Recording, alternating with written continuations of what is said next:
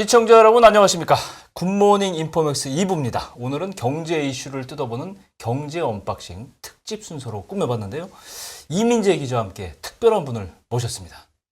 네, 최근에 금융투자소득세, 이른바 금투세를 언제 시행해야 하는가 하는 그 시점과 관련해서 논란이 일고 있는데, 금융투자소득세라는 게 대체 어떤 건지, 그리고 또 시행했을 때 이제 우리 금융시장에 어떤 영향을 줄지, 기획재정부 소득법인세 정책관으로 계신 이용주 국장님 모셔서 궁금한 이야기 나눠보도록 하겠습니다. 안녕하세요. 네, 국장님 어서 오십시오. 예. 정말 이 금투 소득세 이거 궁금한 게 저도 많았고 시청자 여러분들도 굉장히 궁금했습니다. 어떤 것부터 시작할지 모르겠는데 왜 이제 나오셨습니까? 일단 이렇게 좋은 자리에 초대해 주셔서 감사합니다. 인터뷰를 하기 앞서서 정책 담당자로서 최근 금투세가 논란이 되고 또 국민들에게 사전에 소상하게 설명드리지 못한 점 송구스럽게 생각합니다. 네. 네, 아닙니다. 그래서 또 이 당국이 어떤 생각들을 이제 갖고 있을지 뭐 이렇게 직접 들어보기 위해서 또 어렵게 모시지 않았겠습니까? 먼저 금융투자소득세와 관련해서 이 주식 투자를 하는 사람이 아니어도 뭐 다들 한 번쯤은 기사를 통해서 이제 들어봤을 것 같습니다. 그리고 실제로 이 주식 투자자들이라면 이 금융투자소득세라는 게 아마 상당한 관심사일 텐데, 이 금융투자소득세라는 게 어떤 건지 그 개념 설명부터 좀 부탁드립니다. 금투세는 주식, 채권, 그리고 ETF, 파생상품 등을 과세하면서 그걸 하나로 묶습니다. 묶어서 손실과 이익을 통산하는 겁니다. 즉, 주식에서 이익이 났더라도 파생해서 손실이 나면은 그 이익과 손실을 통산해서 차감하기 때문에 그럼으로써 좀 세부담을 좀 줄여주는 측면이 있습니다. 네. 또 통산 이후에도 손실이 난 경우는 5년간 이월해서 그 손실을 공제해서 네. 세부담을 줄여주는 측면이 있습니다. 즉 이거 예를 들면 올해 손실이 났다 했을 때 그걸 5년간 이월해서 그 다음에 이익이 발생해도 이익에서 손실을 차감하기 때문에 네. 과세하지 않는 점이 있습니다. 네. 국내 상장 주식은 그동안 대주주만 과세했습니다. 그렇죠. 그렇지만 금투세는 대주주, 소액주주 구분 없이 모두 과세합니다. 네. 다만 국내 상장 주식의 경우 네. 연간 이익 5천만 원까지는 공제합니다. 금투세가 좀 일반인들이 이해하기는 어려운데 간단하게 말씀드리면 주식, 채권을 파생상품 등을 전면 과세하면서 네. 국내 상장 주식의 경우는 연간 이익 5천만 원까지를 과세하지 않는 것입니다. 그렇군요. 한편 투자자의 부담을 덜어주기 위해서 네. 증권거래세를 내리는데요. 증권거래세는 주식을 양도할 때 거래세로 내는 세금입니다. 네. 이 증권거래세를 내려줍니다. 네. 코스피 코스닥 증권거래세가 현재 0.23%인데 네. 이를 0.15%로 내려주는 것입니다. 그렇군요. 네, 설명 잘 들었습니다. 그런데 이제 듣던 중에 궁금한 부분이 조금 이제 생겼는데, 이 금융투자소득세라는 건 이제 결국 기관이 아닌 개인에게만 물리는 것 같은데, 왜 이 기관에는 금융투자소득세를 따로 부과를 하지 않는 이유가 있나요? 예, 기관이라 하면 주로 증권사, 자산운용사가 해당되는데요. 그렇죠. 이들은 다 법인입니다. 네. 개인이 아닌 법인이죠. 네. 그래서 현재도 법인세를 내고 있습니다. 현재 법인세를 내고 있기 때문에 네. 금투세를 부과하지 않는 지금 것입니다. 법인세가 한 20%대에서 차별 부과되고 있는데 거기에 예, 포함되어 있으니까 이중과세 측면이 있다 이렇게 저는 예, 들리는데 정확한 지적이십니다. 그렇죠. 예. 금투소득세가 시행되면 세금 부담은 그럼 얼마나 좀 늘어나게 되겠습니까? 금투세는 결국 개인을 대상으로 하는데 예. 전체적으로 세금 부담이 1조 5천억이 늘어납니다. 하지만 제가 말씀드렸듯이 증권거래세를 내려주기 때문에 예. 증권거래세가 그만큼 또 줄어듭니다. 그렇겠죠. 따라서 전체적으로는 세수 증가가 있지는 않습니다. 네. 그리고 이제 예를 들어서 이제 올해 만약 손실을 봤다고 하면, 이제 내년에 수익이 났을 때, 수익의 이제 손실분을 좀 차감을 해서, 그렇죠. 네, 그 부분에 대해서만 이제 과세를 이제 한다고 하셨었는데, 그러면 이제 만약에 뭐 2년 연속으로 손실을 보고 뭐 3년 연속으로 손실을 보게 되면 그 다음 해에는 이제 그걸 좀 이월을 해서 이익에서 또 차감도 해주고 하는 겁니까? 예, 그렇습니다. 정확합니다. 아, 주식 투자를 통해 손실이 난 경우 네. 5년간 이월하기 때문에 아, 2년, 예. 3년, 4년 연속해서 손실이 나더라도 네. 2월에서 그 다음에 이익에서 차감할 수 있습니다. 그렇군요. 다만 하나 오해를 하지 않아야 될 경우 네. 만약에 금투세가 내년부터 시행된다고 한다면은 내년부터 제도가 도입되는 거기 때문에 네. 내년 이후 손실을 이월하는 것이지 네. 올해 아, 그 올해 시행 전에 난 올해 손실을 소급하진 않는다 이거죠. 소급해서 올해 손실을 내년 이익에서 그렇군요. 차감해 주지는 않습니다. 그렇군요. 그리고 또 이제 금융투자소득세를 뭐 이제 원래 예정대로 당장 시행하게 되면 정부 입장에서는 세입이 늘어나는 효과가 좀 있을 텐데 그러면 이제 정부 입장에서도 좀 당장 시행하는 게 더 유리하지 않을까요? 그 부분은 제가 좀 전에도 말씀드렸듯이 전체적으로 만약에 금투세를 늘어나는 거니까. 당장 내년부터 시행한다면 그만큼 바로 증권거래세를 깎아줘야 되는 부분이 있습니다. 즉 그렇군요. 국민들의 세부담을 좀 늘어나지 않게 하기 위해서 깎아주기 때문에 실제는 세부담은 세수는 증가하지 않는 것입니다. 그렇군요. 그러니까 뭐 이것 때문에 서두를 필요는 없다 이렇게 예, 생각이 그렇습니다. 되는데 예. 제가 드리는 질문이 사실은 이 오늘 토론의 핵심이라고 저는 생각해요. 지금 정부 측에서 예. 금투세법 시행을 유예하겠다. 예. 뭐 정확하게는 유예를 검토하겠다. 이런 입장인데 예. 가장 큰 이유가 뭘까요? 저는 공직자로서 어떤 정책이나 제도를 수립함이 있어 예. 내적 정합성과 현실 부합성 모두를 갖추고 있어야 된다 생각합니다. 용어가 어려운데요. 내적 정합성이란 바로 이 제도 자체가 기본적으로 합리적이냐, 합리적이냐. 이게 내적 정합성이고 그렇군요. 현실 부합성은 과연 현실에 맞느냐. 음. 이 아무리 제도 자체가 그 자체가 합리적이라도 우리 현실에 맞지 않으면 그 제도는 또 다시 맞습니다. 한번 생각해 봐야 될 부분이 그럼요. 있습니다. 그렇죠. 금투세는 세금 측면에서 볼 때는 나름대로 또 합리적인 부분이 있습니다. 즉 내적 정합성은 갖추고 있죠. 네. 하지만 현실 부합성 측면에서 볼 때는 현재 우리의 현실에는 맞지 않는 부분이 있습니다. 먼저 주식시장의 상황입니다. 네. 미국의 자이언트 스텝 등 공격적으로 지금 금리를 인상하고 있습니다. 그렇죠. 그에 따라서 경기 침체 우려가 있어요. 그래서 주식은 시장은 지금 많이 위축되어 있습니다. 99년 상장 주식 과세 이후에 네. 가장 큰 제도 변화, 네. 가장 근본적인 변화가 바로 금투세입니다. 네. 이렇게 시장이 위축된 상황에서 네. 이런 큰 변화를 도입할 경우는 시장에 충격을 줄 가능성이 있습니다. 그렇군요. 금투세를 시행하면 현재보다 대상자가 10배 증가합니다. 현재는 15,000명이 과세상인데 네. 금투세가 시행되면 15만 명이 과세됩니다. 그렇군요. 만약 이들이 예. 세부담 때문에 주식시장을 떠난다면 네. 올해 연말부터 그 영향이 나타날 것입니다. 그렇군요. 자본시장이 더 위축된다면은 네. 기업의 상장, IPO, 유상증자를 통해서 투자 자금을 조달하기 어렵기 때문에 네. 기업뿐만 아니고 우리 경제에도 영향을 주게 되는 것입니다. 우리 주식시장의 구조도 문제일 텐데 일단 외국인들하고 기관이 막강한 자금력으로 움직이고 있잖아요 예. 지금. 네, 그리고 여기다가 이제- 개인이 좀 약자인데 예. 개인들에게 이 타겟이 된다는 게 좀 저는 그것도 좀 취약점이다 이렇게 생각이 예, 듭니다. 그렇습니다. 우리나라 주식시장의 구조인데요. 예. 저도 개미 투자자이기 때문에 주식을 거래해 보면 예. 외국인 기관이 우리 시장을 좌지우지하고 있습니다. 그렇죠. 그리고 개인이 이익 내기는 어려운 구조입니다. 네. 물론 이익을 내는 분들도 있습니다. 네. 현재 외국인은 조세 조약에 따라서 자기가 거주하는 나라에 세금을 냅니다. 따라서 우리나라에는 전혀 세금을 내지 않고 있습니다. 그렇죠. 그리고 기관들은 이미 법인세를 내고 있습니다. 예. 금투세는 바로 개인들을 대상으로 하는 세금입니다. 예. 금투세가 시행되어 자금력이 있는 큰 손들이 예.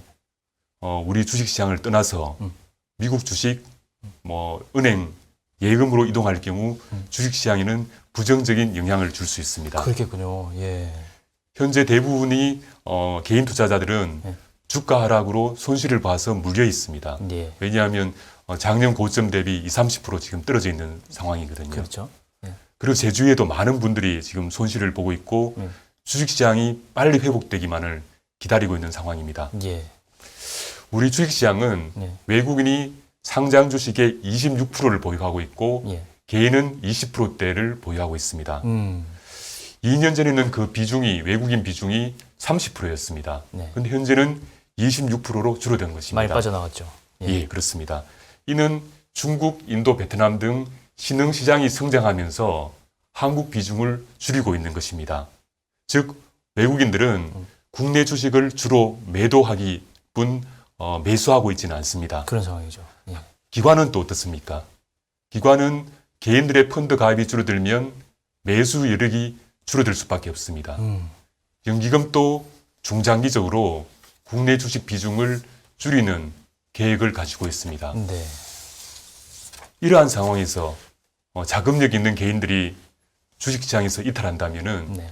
기본적으로 매수 주체가 사라지는 것입니다. 그렇죠. 주식시장에는 영향을 줄 수밖에 없는 것이죠. 그렇죠.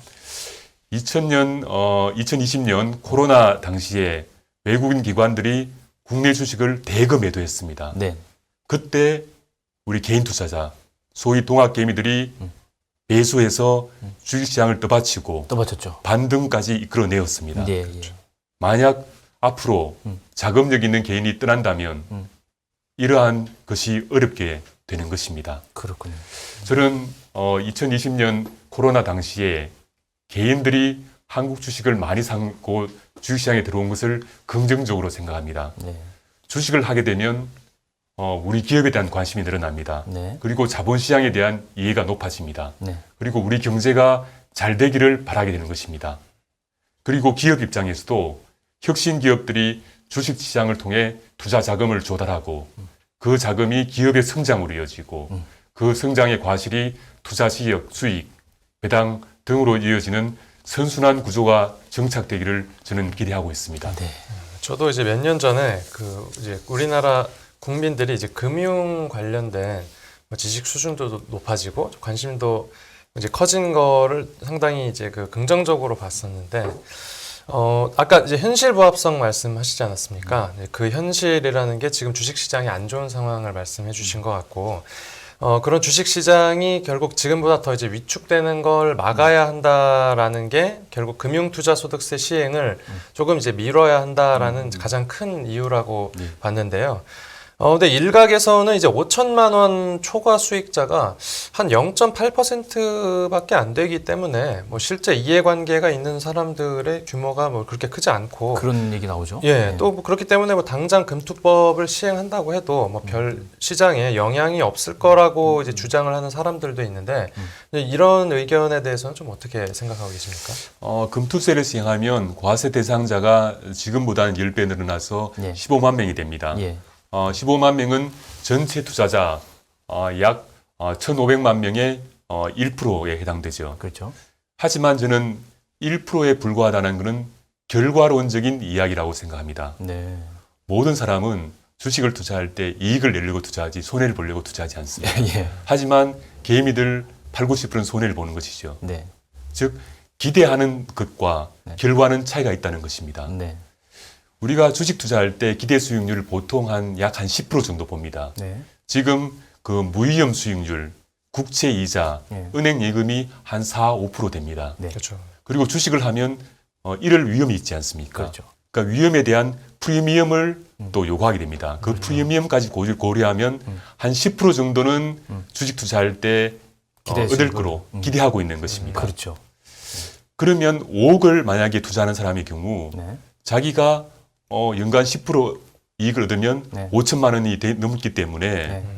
자기도 잠재적으로 나도 금투세 과세가 될 수 있다고 그렇게 생각할 수 있는 것입니다. 계산적으로 따져보면 5천만 원을 세금 내고 나면 10% 수익을 내도 예, 사실은 수익이 없어요.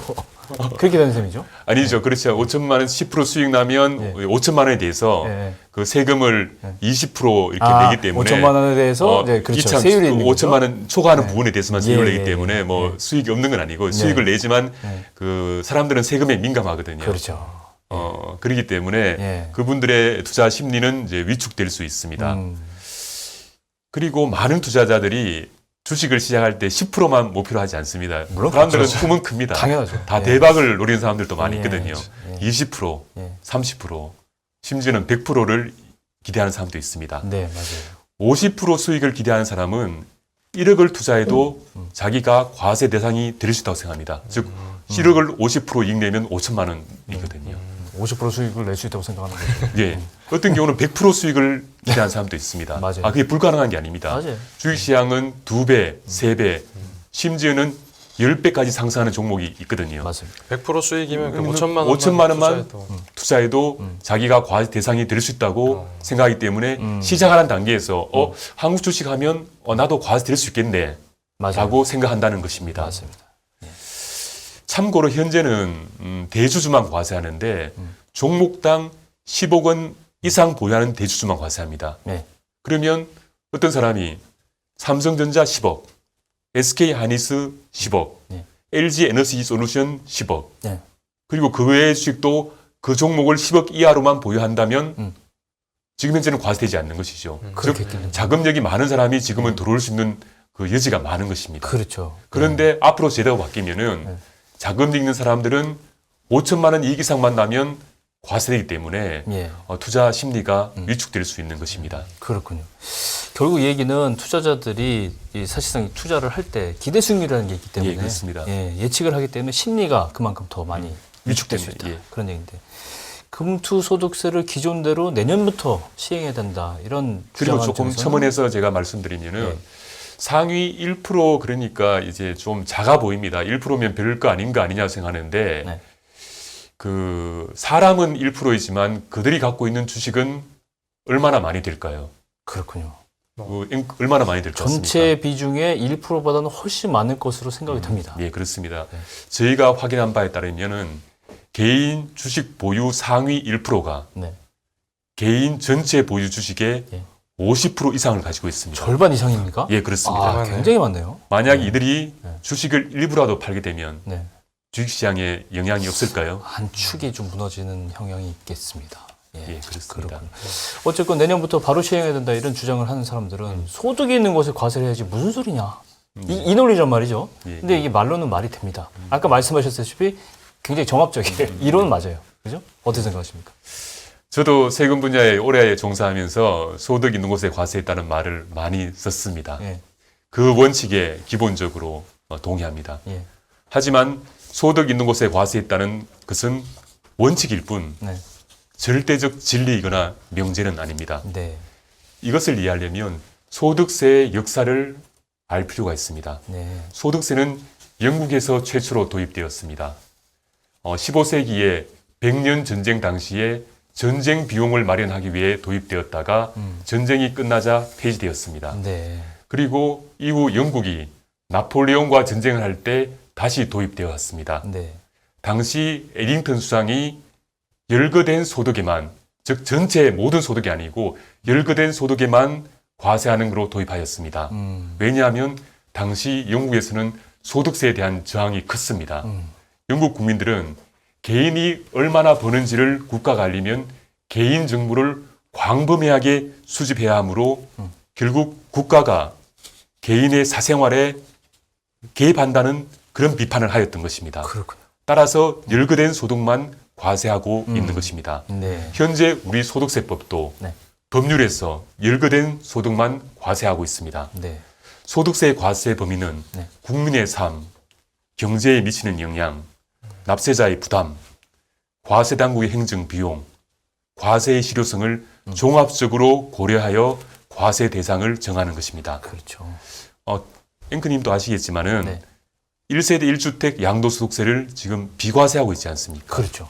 예. 1세대 1주택이 뭐 강남에 있든 네. 그리고 지방에 있든 1세대 1주택은 양도 차익을 비과세하고 있거든요. 맞습니다. 그것도 이러한 취지에서 비과세하고 있는 것입니다. 네. 그러니까 이것도 앞에서 그 말씀해 주신 것처럼 그 주식시장 상황을 봐야 한다는 그 말처럼 이제 현실을 좀 고려해서 그 원칙이라는 것도 좀 적용을 해야 된다. 네, 이런 말씀이신 것 맞습니다. 같고요. 예.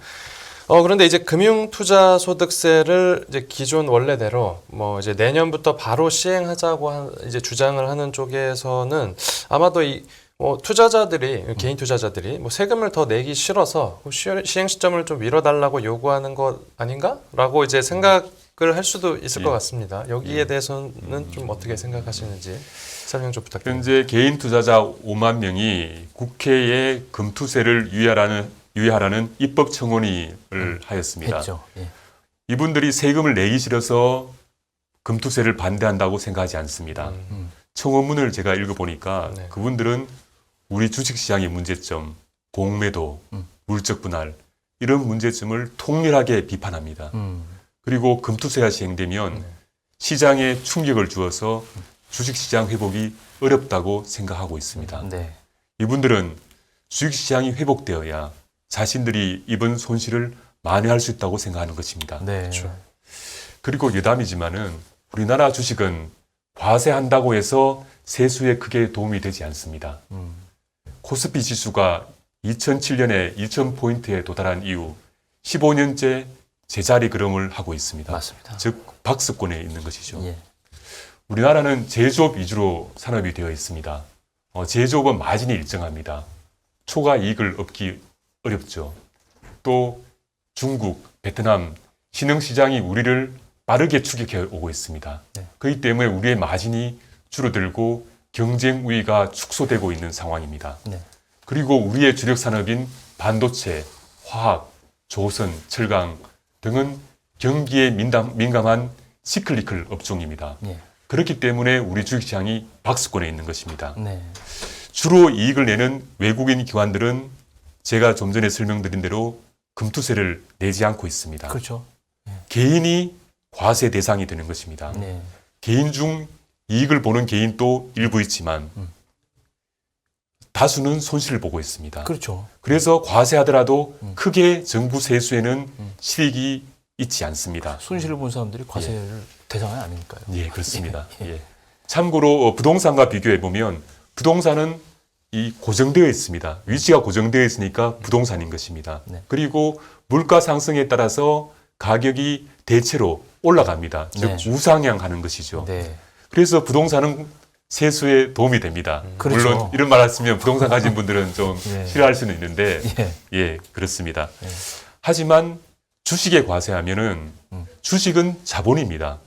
자본은 이동성이 높습니다. 네. 지금 모바일로 젊은 사람들이나 투자자들이 미국 주식, 일본 주식, 베트남 주식 자유롭게 모바일로 거래하고 있습니다. 국경에 제한 없이 거래하고 있습니다. 예. 즉 자본은 이동성이 높습니다. 예. 그렇기 때문에 해외로 나가는 캐피탈 플라이트가 발생할 수 있습니다. 쉽게 발생할 수 있죠. 그렇습니다. 그래서 외국의 경우에도 대부분 주식은 낮은 세율로 과세하거나 비과세하는 국가도 있습니다. 네. 그렇군요. 결국 이렇게 되면 금융투자세를 시행을 미루는 걸 넘어서 아예 도입하지 말자 이런 주장도 있어요. 사실은. 그죠? 저희는 그런 입장은 아니고 예, 예. 2년 유예하자는 입장입니다. 저도 세금에 오래 종사한 사람으로서 주식시장에서 네. 한 5천만 원 이상 이익을 냈으면 세금을 낼 필요가 있다고 생각하기도 합니다. 네. 하지만 자본시장이 발전하려면 네. 시중의 유동자금이 예. 부동산에서부터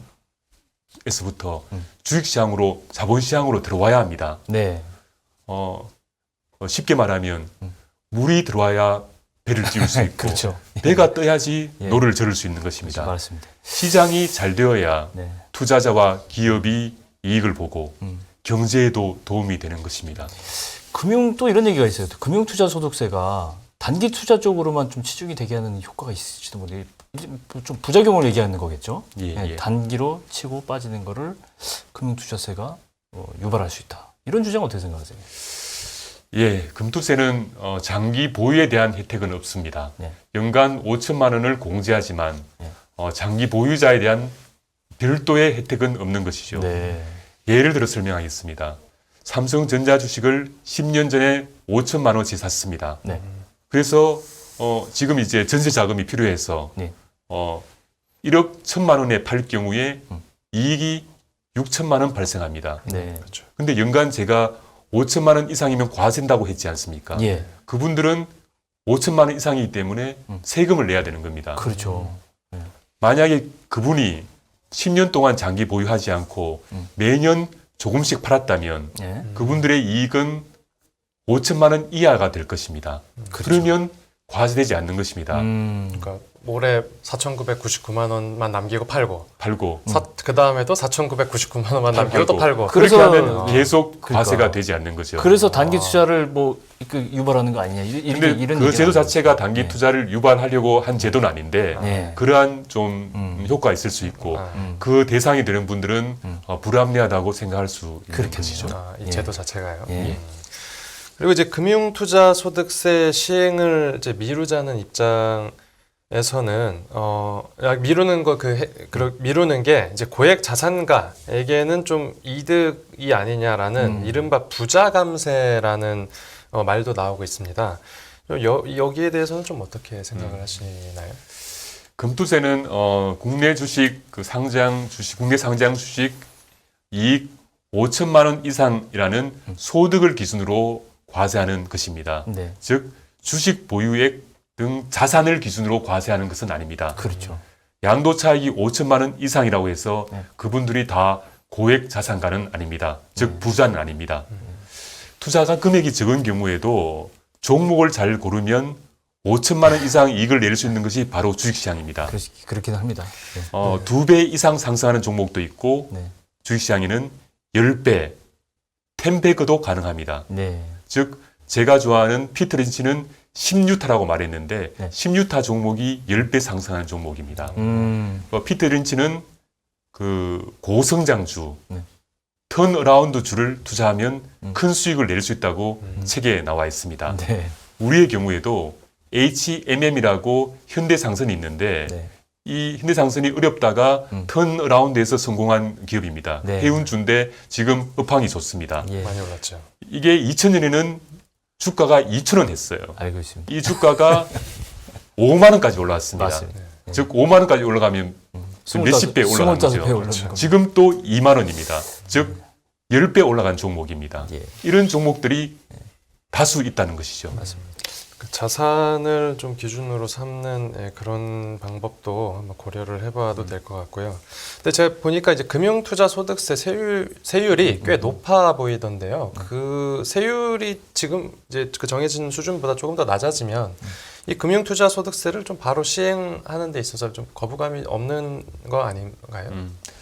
금투세 세율은 양도 차익을 기준으로 과세 표준을 계산하는데 과세 표준이라는 용어가 좀 어려울 수 있습니다. 예. 근데 양도 차익에서 좀 공제를 뺀 금액이 과세 표준인데요. 네. 그러니까 뭐 연간 5천만 원 공제해 준다면 네. 소득의 양도 차익에서 5천만 원 공제한 이후의 금액이 과세 표준입니다. 즉 과세 표준을 기준으로 3억보다 낮으면 20%, 3억을 넘으면은 25%가 세율이 적용됩니다. 그렇죠.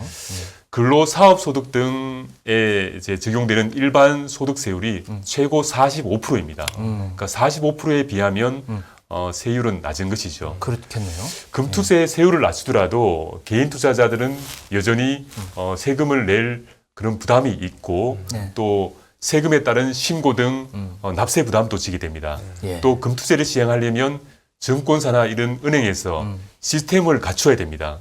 그런데 아직 일부에서는 그 시스템이 구축되어 있지 않습니다. 네, 맞아요. 그렇기 때문에 세율을 낮춘다고 해서 당장 내년부터 시행할 수 있는 것은 아닐 수도 있습니다. 제가 국장님께 답변을 요청하는 건 아닌데 이런 게 있습니다.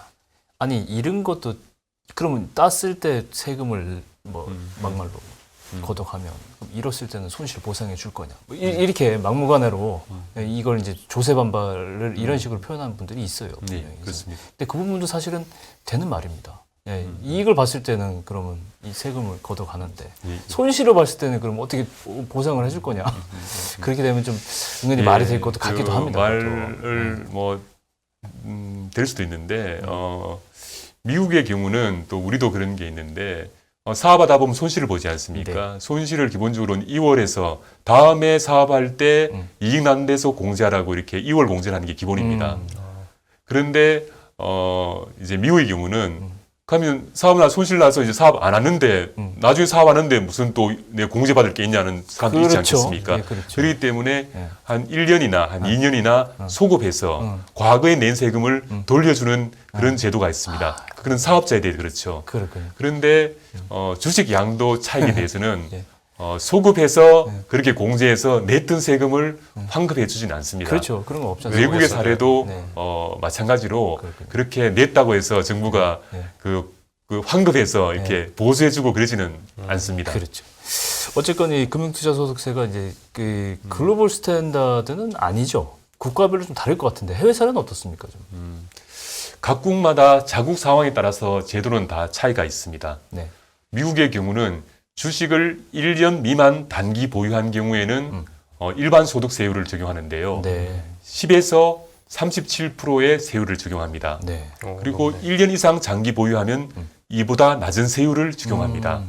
즉, 그 투자자의 소득 수준에 따라서 양도세를 비과세하거나 15%, 20% 세율을 적용합니다. 네. 저소득자는 기본적으로 비과세합니다. 예. 그런데 고소득자, 네. 6억 이상 그 근로나 사업소득이 있는 경우는 20% 세율을 적용하는 것이죠. 구체적으로 말씀드리면은 예. 근로 사업소득, 이자 배당 등 어떤 소득들이 4만 불, 우리 돈으로는 5천만 원 이하인 경우는 주식 양도 차익을 전액 비과세합니다. 즉 한도 제한 없이 전액 비과세합니다. 네. 그리고 근로소득이나 사업소득이 이보다 높으면은 15% 세율이 적용되고 예. 6억이 넘는 경우에는 최고 세율인 20% 세율이 적용됩니다. 그렇군요.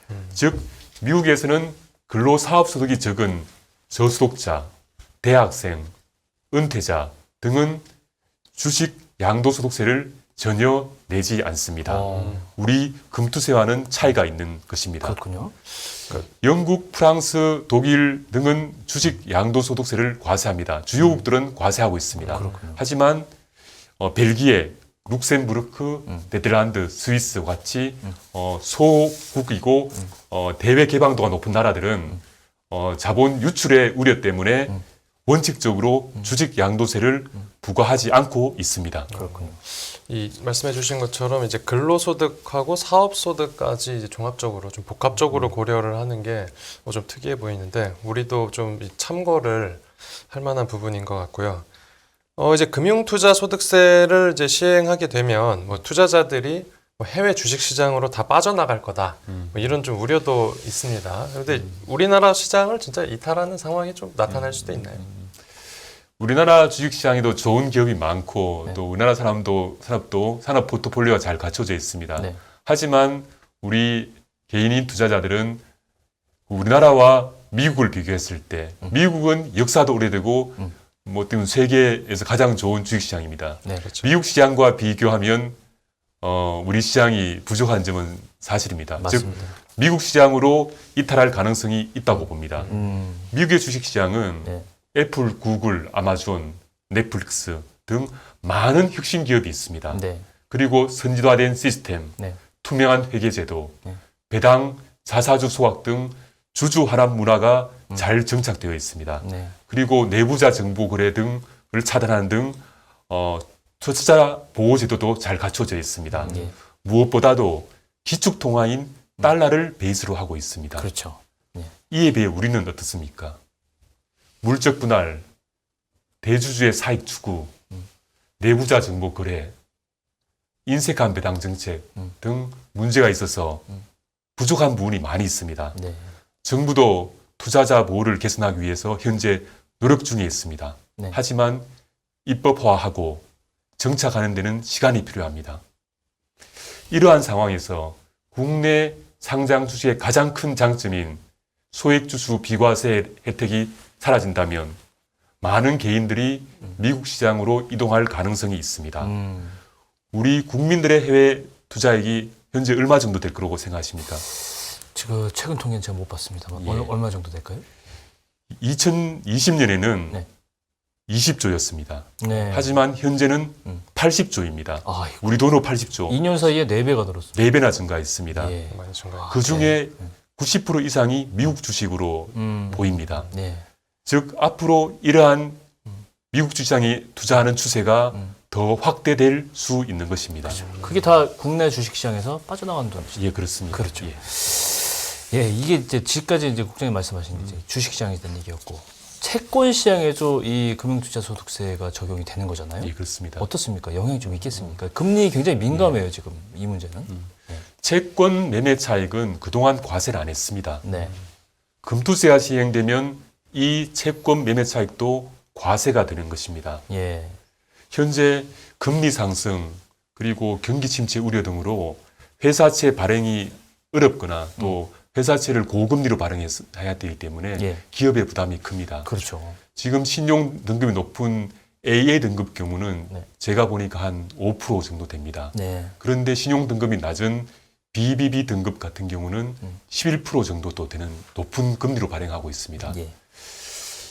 만약에 어떤 이 개인 투자자들이 이 채권 매매 차익 과세 때문에 투자를 안 한다면은 채권 시장은 위축될 수밖에 없는 것입니다. 예. 최근에 개인들이 주식에서 채권으로 좀 많이 또 이동했어요. 맞아요. 채권 금리가 올라가니까 예. 많이 이동했는데 예. 그런데 과세가 된다면은 또 그분들은 또 과세에 대해서 또 생각하게 될 겁니다. 맞아요. 현재 제가 확인한 바로는 이미 창구에 과세 여부에 대한 문의가 많이 있다고 합니다. 그만큼 세금에 민감한 것입니다. 네. 회사채 시장이 지금보다 더욱 나빠진다면은 네. 저는 신용 등급이 낮은 한계 기업의 부도 등 실물 경제에도 영향을 준다고 생각합니다. 네. 따라서 채권 매매 차익에 과세하는 것이 적절한지에 대한 진지한 고민이 필요합니다. 네. 그동안 주식은 과세했지만은 채권은 과세하지 않은 이유가 있습니다. 네. 정부가 몰라서 과세하지 않은 게 아니고 네. 이유가 있어서 과세 안 했던 것입니다. 예. 채권은 주식과 달리 채권의 발행 가액이 정해져 있습니다. 네. 그리고 만기에 받는 원금과 이자가 정해져 있는 것입니다. 그렇죠. 즉 처음과 끝에 받는 금액이 정해져 있습니다. 그렇죠. 그러면 중간에 채권 가격이 등락합니다. 등락하면서 매매 차익을 보는 분도 있고 손실을 보는 분도 있습니다. 네. 이렇게 등락한 손실도 보는 분도 있고 이익을 보는 분이 있는데 네. 이 전체로 보면 매수자와 매도자를 전체로 보면 양도 차익과 양도 차수는 그 규모가 같습니다. 그렇죠. 서로 상계되면 예. 실제로 보면 이익이 있다고 보기 어렵습니다. 그래서 좀 확정된 수익이니까. 즉 이제. 채권은 이자만이 네. 또 보면 이익이기 때문에 네. 소득이기 때문에 예. 현재 이자만 과세하고 있는 것입니다. 예. 예를 들어 설명하겠습니다. 채권을 100에 발행했다고 했을 때 예. 채권 가격이 올라서 110이 됩니다. 예. 그러면 그 사람은 그 채권을 110에서 팔면 10만큼 이익을 볼 수 있습니다. 그렇죠. 즉 양도자는 10만큼 이익을 보는 거죠. 예. 근데 110의 채권을 산 사람도 있을 거 아닙니까? 그렇죠. 산 사람은 만기에 이자를 빼고 원금인 100만 받는 겁니다. 네. 그러면 110에 사서 네. 100에 결국은 팔게 되면 원금 받으면 10이 손실 나는 10이 손실 납니다. 그렇죠. 예. 즉 이익 난 사람은 10을 벌었지만 네. 손실 난 사람은 10을 잃은 겁니다. 네. 즉 그걸 따지면은 제로섬이 되는 제로가 거죠. 되는 것입니다. 예. 좀 더 쉽게 설명드리겠습니다. 이게 앵커님 세 분 저희가 이제 포카 게임을 한다고 보십시오. 예. 그러면 포카 게임 하다 보면 네. 나중에 이제 정산을 하면 딴 사람이 있지 않겠습니까? 그렇죠. 뭐 딴 사람이 있고 또 잃은 사람이 있다고 봤을 때 딴 사람 측면에서는 이익이 낮습니다. 하지만 잃은 사람을 다 포함해서 보면 네. 이거는 계산해 보면 결국은 네, 맞아요. 제로지죠. 그렇죠. 즉 추가적인 소득이나 부가가치가 발생한 것이 아닌 것입니다. 맞습니다. 따라서 채권 매매에 대한 과세는 실익은 크지 않으면서 과세에 따른 납세자의 부담 그리고 채권 시장에 영향을 주게 됩니다. 그래서 그동안 채권 매매 차익을 과세하지 않았던 것입니다. 궁금증이 풀렸습니다. 이제 주식 시장은 우리가 접근성이 좀 높아서 네, 이렇게 쉽게 접할 수 있고 해서 이제 채권 시장은 좀 관심이 좀 덜했었는데 지금 얘기를 들어보니까 채권 시장에 미치는 좀 영향이 더 큰 것도 같습니다. 이제 마지막으로 뭐 금융투자소득세하고 그리고 이제 우리나라 금융시장 관련해서 뭐 추가로 덧붙이실 말씀이 있으면 뭐 자유롭게 부탁드립니다. 저는 자본시장이 중요하다고 생각합니다. 혁신 기업이 주식시장을 통해 투자 재원을 조달하고 이는 기업의 성장으로 이어지고 기업의 성장이 투자 수익 배당 등 국민에게 돌아가는 선순환 구조가 정착되어야 우리도 미국처럼 한 단계 더 도약할 수 있습니다. 자본시장에 큰 영향을 주는 제도를 도입함에 있어서 충분한 사전 준비와 그 역량에 대한 면밀한 시뮬레이션을 거쳐야 합니다. 하지만 저희는 그렇지 못한 상황입니다. 2020년 정부가 대주주 기준을 종목당 10억에서 3억으로 내리려고 할 때 연말 매도 현상 등 시장 충격을 이유로 엄청난 반대가 있었습니다. 그래서 정부도 철회했습니다. 내년부터 금투세를 시행하면 이에 못지않은 영향이 있다고 저는 생각합니다. 2020년 당시에는 금리가 제로 금리였습니다.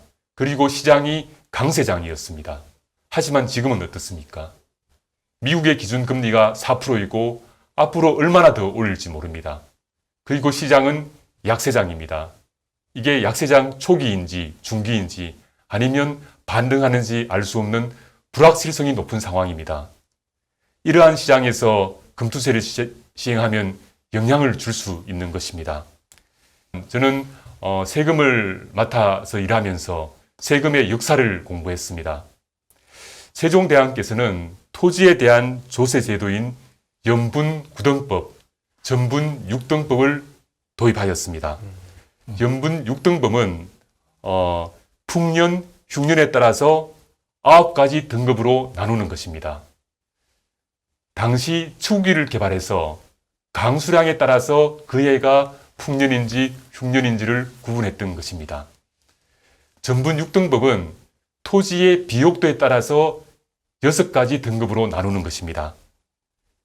세종대왕께서는 연분구등법, 전분육등법에 따라서 세금을 적정해야 하고 합리적으로 함으로써 백성들의 세부담을 합리적으로 줄여주려고 했던 것입니다. 흉년이 들거나 토지의 비옥도가 낮은 토지에 대해서는 낮은 세금을 부과함으로써 그 부담을 줄여주는 것이죠. 세종대왕의 애민사상을 잘 보여주고 있는 것입니다. 이러한 좋은 제도도 세종대왕이 단독적으로 도입하지 않았습니다. 당시 전국적인 찬반 여론조사를 실시했습니다.